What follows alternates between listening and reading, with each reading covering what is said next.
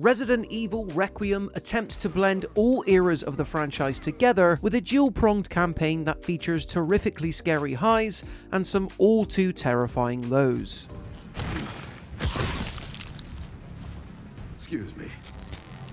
Sequels are hard, which is probably why Capcom, in all its infinite wisdom, has left it until now to make a true one to 2012's Resident Evil 6. Much maligned at launch, but since thought of as a bit of a cult classic by some veteran series fans, I bring it up because it's this more action-orientated entry, itself an extension of the trend Resident Evil 4 first started, that Requiem pulls from more so than anything seen in the most recent Ethan Winters duology. The first-person scares that worked so well to reinvent the franchise's brand of survival horror before in 2017 are still here, of course, but now they're optional, somewhat fleeting, and dare I say, a tad disruptive to the real kind of Resident Evil game that Requiem so clearly wants to be, that being the action kind. For those like myself who grew to adore Resident Evil Village and Biohazard's brand of claustrophobic scares, this will no doubt be disappointing. Conversely, Resident Evil 4 remake diehards will find a lot to enjoy here in the zombie-fueled nostalgia trip back to Raccoon City. There's still a good Resident Evil game to be found in Requiem, for sure, but its reverence for the past ends up sacrificing innovation for fan service one too many times. Because despite the inclusion of Grace, make no mistake, this is Leon's game through and through, and while the nostalgic beats can often reach incredible heights, Requiem's mix of survival horror and horror action is a blend that never quite works as well as it should.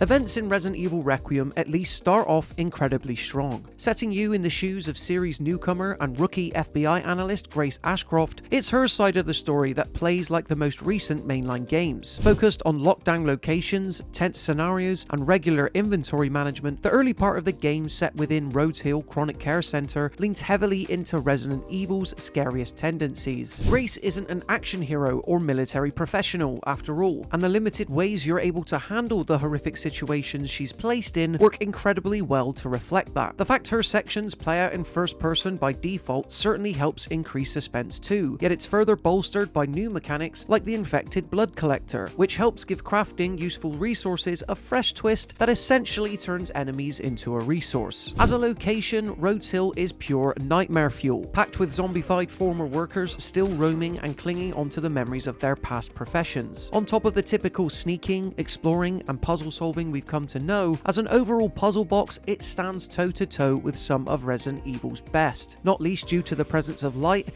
and how you're able to wield it against foes in the inevitable event that ammo begins to run low. I'd go so far as to say that there's a version of Requiem that solely takes place in Rhodes Hill's immensely bleak medical confines, similar to Resident Evil 2's RPD or Biohazard's Baker House. It may have even worked out better. Picking away at this single location for a good 2 to 3 hours is classic Resident Evil in the best way, at least until Requiem's 30th anniversary series celebrations necessitates we roll on elsewhere.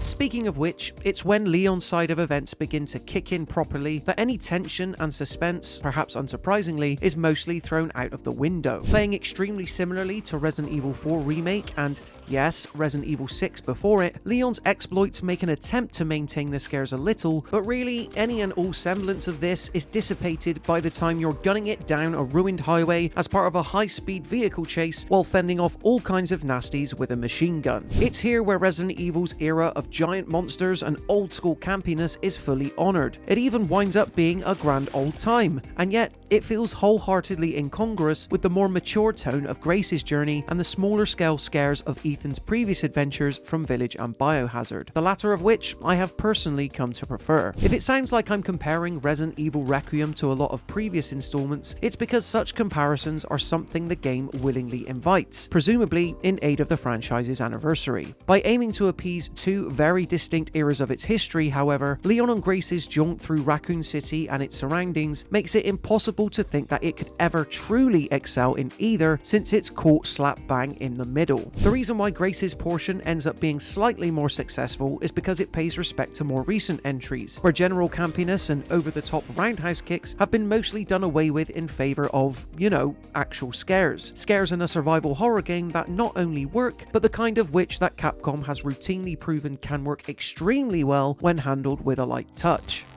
For what it's worth, playing as Leon feels slicker and tighter than ever. Capcom has clearly taken the time to ever so slightly massage the gameplay style of Resident Evil 4 Remake so that it has a few more bells and whistles, most obviously in the form of Leon's new Firehouse axe. What could have been a simple palette swap for his knife actually has a bit more to it, slowly wearing down until you take the time to sharpen it and letting you parry the next chainsaw-wielding flesh eater that stumbles towards you. Leon can even then pick up that same chainsaw and turn it back at enemies, which helps give melee confrontations a sense of added risk and excitement. This combines with a suite of upgradable firearms to ensure that, even at 50, this former rookie cop is still a powerhouse. All in all, there's excitement to be had when kicking ass as Leon, and doing so is incredibly cathartic after being forced to skulk around in the shadows as Grace for extended periods.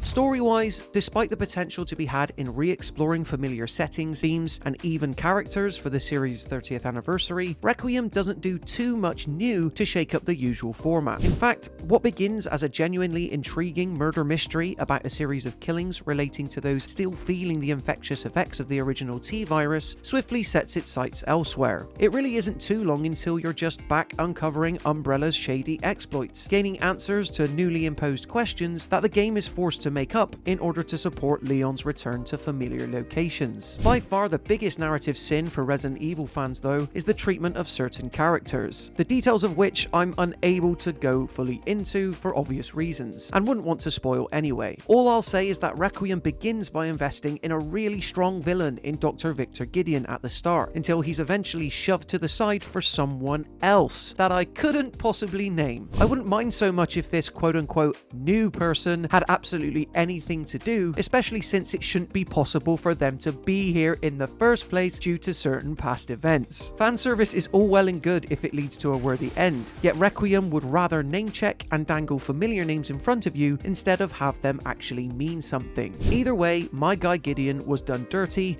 and it's a real shame.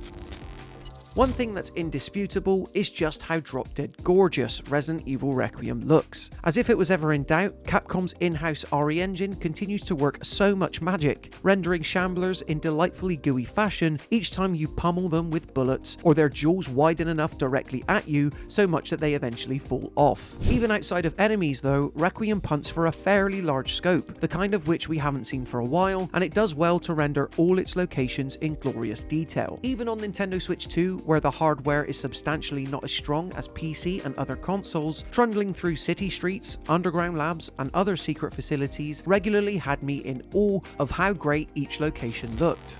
Ultimately, how much you enjoy Resident Evil Requiem very much rests on the specific type of Resident Evil fan you are. If you're on board for another over-the-top adventure where Leon is regularly portrayed as a zombie-slaying badass, you'll feel right at home here for most of the journey. The promise of Grace's genuinely terrifying campaign, meanwhile, is frequently underdone by such escapades, dulling the true horror of what could have been another solidly scary first-person adventure. As it stands, Requiem is a Resident Evil of two halves, and that's very much by design. It's just a shame that it results in a somewhat confused new entry that often ends up obsessed with regurgitating the past for the sake of nostalgia, as opposed to forging ahead forward towards the future of survival horror. We at All Out Gaming give Resident Evil Requiem a 3 out of 5.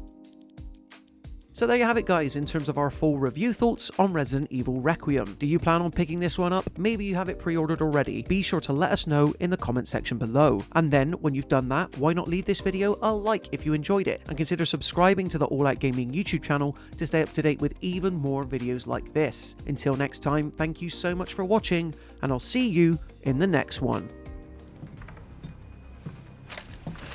Hello, gorgeous.